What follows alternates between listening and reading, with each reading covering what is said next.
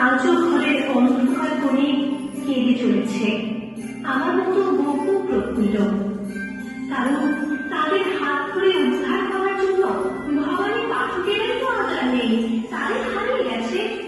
কালকে দেবী চৌধুরানীরাও আসুন না, সবাই মিলে খুঁজে আনি অন্তত একটি ভবানী পাঠককে। আবার সৃষ্টি করেন তিনি আমার মতো অনেক দেবী চৌধুরানী। গর্জে উঠুক তারা বঞ্চনা লাঞ্ছনার বিরুদ্ধে। তৈরি হোক লিঙ্গ বর্ণ জাত